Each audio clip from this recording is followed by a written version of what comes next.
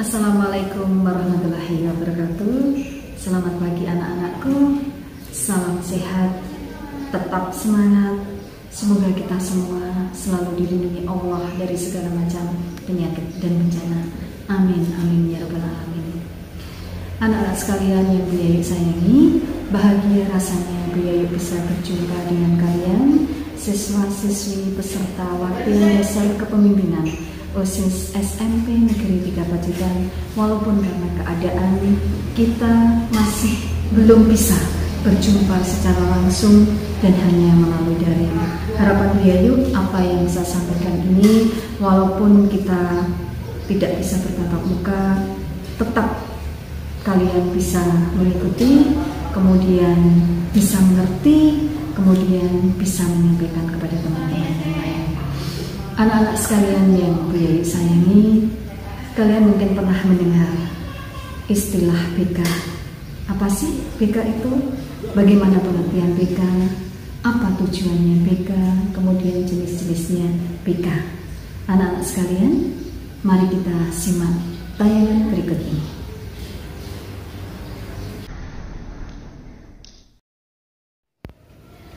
Anak-anak, selanjutnya marilah kita simak tentang pengenalan materi bimbingan konseling. Apa itu anak-anak bimbingan konseling? Kalian mungkin sudah sering mendengar ada guru BK, ada materi BK, ada layanan BK. Bimbingan konseling adalah proses interaksi antara konselor atau guru BK dengan konseli, baik secara langsung maupun tidak langsung, dalam rangka untuk membantu. Ini yang perlu ditekankan, konseli atau siswa agar dapat mengembangkan potensi dirinya ataupun memecahkan permasalahan yang dialaminya.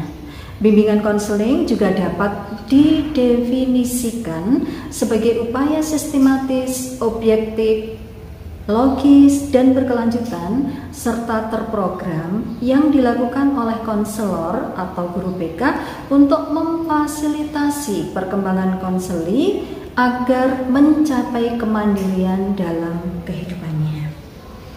Kemudian selanjutnya anak-anak, apakah tujuan bimbingan dan konseling?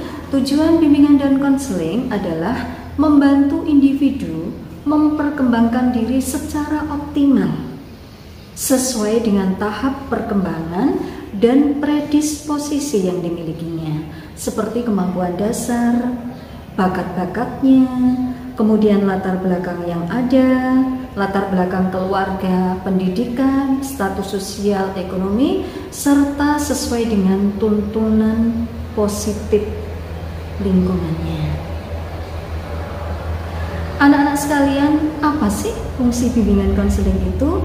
Fungsi bimbingan konseling yang pertama adalah fungsi pemahaman, yaitu memberikan pemahaman pada pihak-pihak tertentu mengenai kebutuhan untuk pengembangan individu. Yang kedua, fungsi pencegahan, yaitu mencegah individu dari permasalahan yang menghambat segala tugas perkembangan.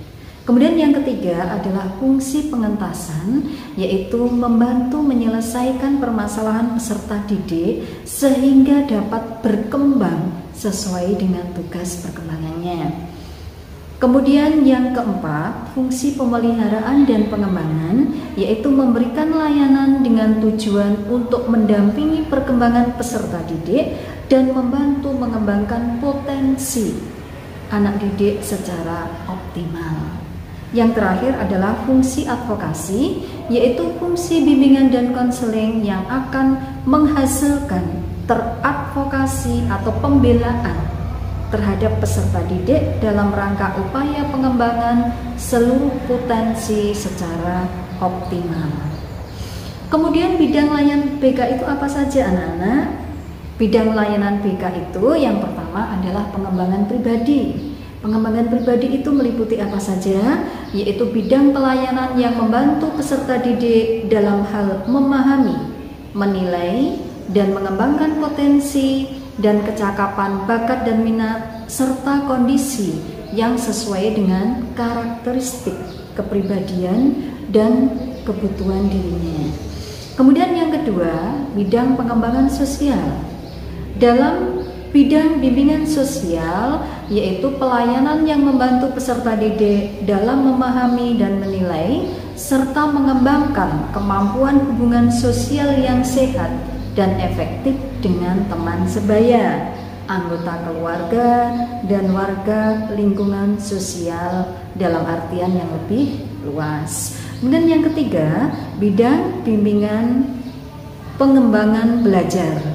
Bimbingan belajar yaitu bidang pelayanan yang membantu peserta didik mengembangkan kemampuan belajar dalam mengikuti pendidikan sekolah, madrasah, dan belajar secara mandiri. Kemudian yang keempat, bidang pengembangan karir, yaitu bidang pelayanan yang membantu peserta didik dalam memahami dan menilai informasi serta memilih dan mengambil keputusan yang berhubungan dengan karir.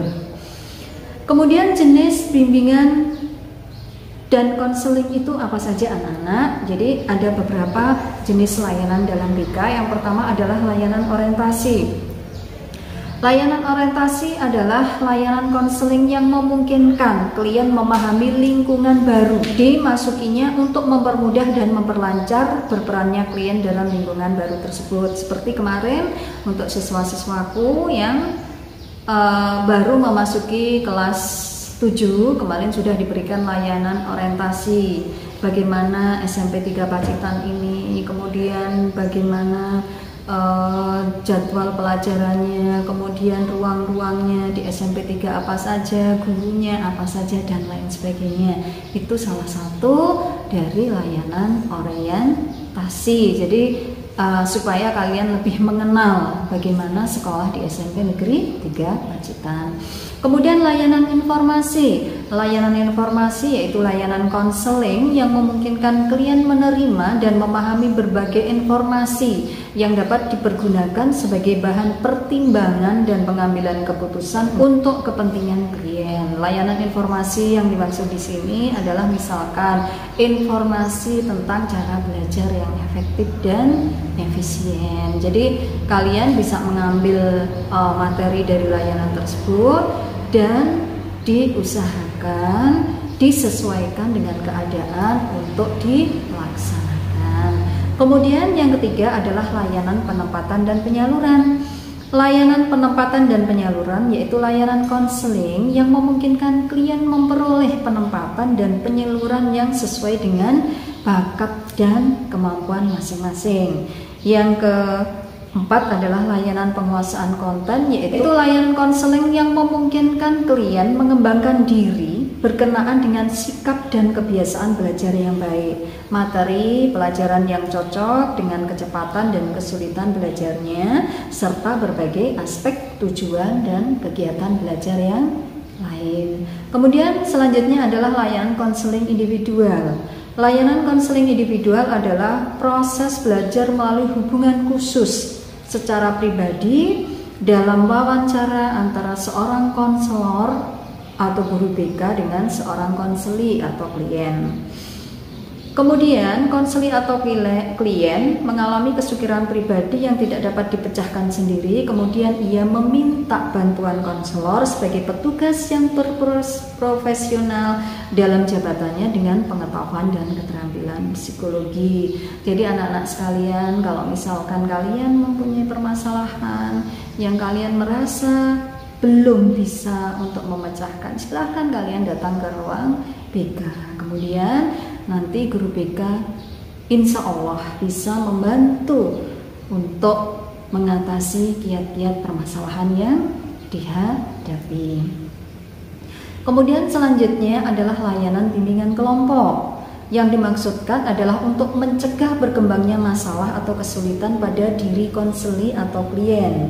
Isi kegiatan bimbingan kelompok terdiri atas penyampaian informasi yang berkenaan dengan masalah pendidikan, pekerjaan, pribadi, masalah sosial yang tidak disajikan dalam bentuk pelajaran. Kemudian layanan konseling kelompok. yaitu upaya bantuan kepada peserta didik dalam rangka memberikan kemudahan dalam perkembangan dan pertumbuhannya. Selain bersifat pencegahan, konseling kelompok dapat pula bersifat penyembuhan. Kemudian layanan mediasi.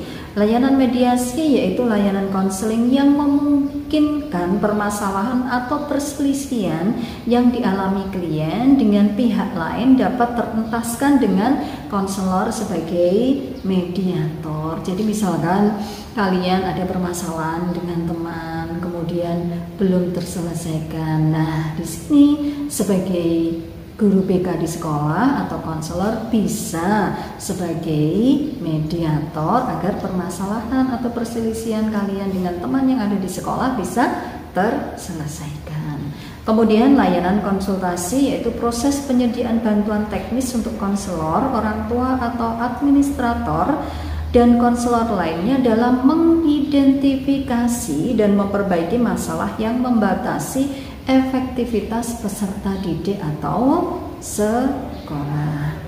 Kemudian selanjutnya anak-anak dalam bimbingan konseling itu ada asas-asas. Apa saja asas-asas bimbingan dan konseling? Yang pertama adalah asas kerahasiaan, yaitu menuntun dirahasiakannya segenap data dan keterangan peserta didik yang menjadi sasaran layanan, yaitu data atau keterangan yang tidak boleh dan tidak layak diketahui orang lain. Jadi kalau kalian punya permasalahan, jangan takut masalah kalian akan tersebar kemana-mana, karena di dalam layanan bimbingan konseling itu ada asas kerahasiaan.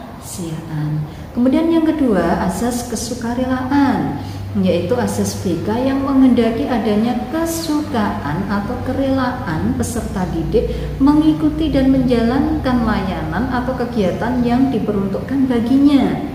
Telah dikemukakan bahwa bimbingan merupakan proses membantu individu. Jadi di sini tidak ada paksaan anak-anak, semuanya ada kesukarelaan atau ada rasa suka. Kemudian yang ketiga, asas keterbukaan, yaitu bimbingan konseling yang menghendaki agar peserta didik yang menjadi sasaran layanan atau kegiatan bersikap terbuka. Jadi nggak boleh ditutup-tutupi, ya, dan tidak berpura-pura. Jadi dalam arti apa yang disampaikan, apa yang diungkapkan ketika terjadi proses bimbingan konseling tidak boleh diada-adakan, dalam arti sesuatu yang tidak nyata atau ditutup-tutupi tadi, bukan keadaan yang sebenarnya. Baik di dalam memberikan keterangan tentang dirinya sendiri maupun dalam menerima berbagai informasi dan materi dari luar yang berguna bagi pengembangan dirinya. Kemudian yang keempat adalah asas kekinian, yaitu asas bimbingan yang menghendaki agar objek sasaran layanan BK ialah permasalahan peserta didik dalam kondisi sekarang. Ya, jadi bukan kondisi lampau atau nanti yang akan datang. Jadi kondisi masa sekarang, layanan yang berkenan dengan masa depan atau masa lampau dilihat dampak atau kaitan dengan kondisi yang ada dan apa yang dapat diperbuat sekarang, ya. Dan yang kelima adalah asas kemandirian, yaitu asas BK yang menunjuk pada tujuan BK, yaitu peserta didik sebagai sasaran layanan BK diharapkan menjadi individu-individu yang mandiri dengan ciri-ciri mengenal dan menerima diri sendiri dan lingkungannya, mampu mengambil keputusan, mengarahkan, serta mewujudkan diri sendiri. Kemudian yang kelima, asas kegiatan, yaitu asas BK yang menghendaki agar peserta didik yang menjadi sasaran layanan berpartisipasi secara aktif di dalam penyelenggaraan kegiatan layanan atau kegiatan BK. Jadi ketika terjadi proses bimbingan konseling, itu diharapkan konseli atau peserta didik berperan aktif, bercerita apa adanya, ya. Kemudian selanjutnya asas kedinamisan, yaitu asas BK yang menghendaki agar isi layanan terhadap sasaran layanan yang sama kehendaknya selalu bergerak maju, tidak monoton dan terus berkembang serta berkelanjutan sesuai dengan kebutuhan dan tahap perkembangannya dari waktu ke waktu. Kemudian yang kedelapan adalah azas keterpaduan, yaitu azas BK yang menghendaki agar berbagai layanan dan kegiatan BK, baik yang dilakukan oleh guru BK atau konselor maupun pihak lain, saling menunjang, harmonis, dan terpaduan. Yang kedelapan, azas kenormatifan, yaitu azas BK yang menghendaki agar segenap pelayanan dan kegiatan BK didasarkan pada dan tidak boleh bertentangan dengan nilai dan norma-norma yang ada, yaitu norma agama, norma hukum, dan peraturan, adat istiadat, ilmu pengetahuan, dan kebiasaan yang berlaku.